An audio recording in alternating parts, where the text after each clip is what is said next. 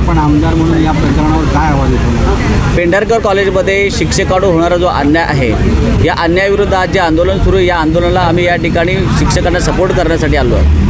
प्रशासनाचा जो गैरकारभार आहे, अनुदानित तुकड्या बंद करून विनातत्वाच्या तुकड्या या ठिकाणी चालू करायचा घाट घेतला आहे. या संपूर्ण प्रकरणाची चौकशी व्हावी आणि त्याकरता 2015पासून या ठिकाणी प्रशासक नेमावा अशी मागणी होती, त्याला परवानगीसुद्धा दिली होती.